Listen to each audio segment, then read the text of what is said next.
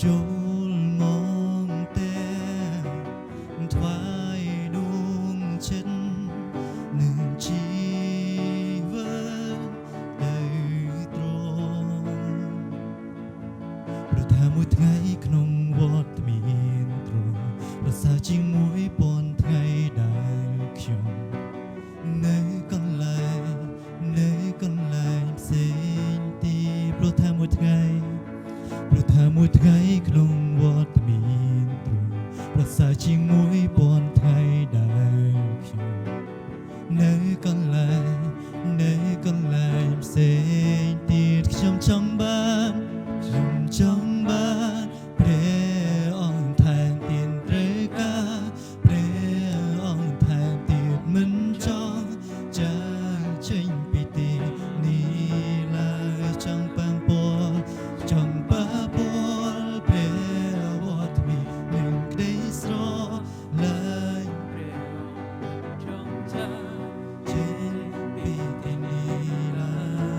យខ្ញុំចង់បានព្រះអង្គត្រូវការព្រះអង្គមិនចង់ចាកចេញពីទីនេះឡើយខ្ញុំមកហើយ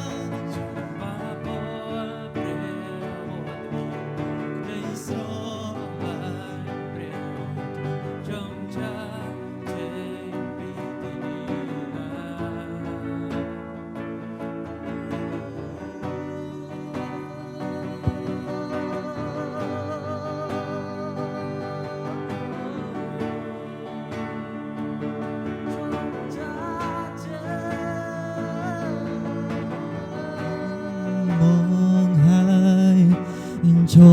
លទីនេះក្នុងវត្តមានព្រះអង្គចូលមកតែ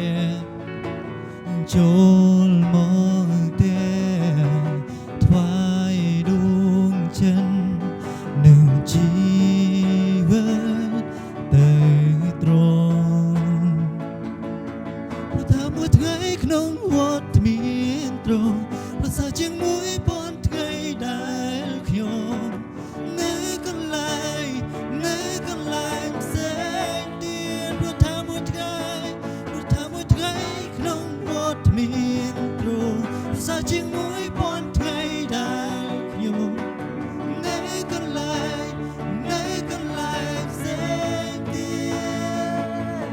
ខ្ញុំចង់បានព្រះអង្គថែមទៀតត្រូវការព្រះ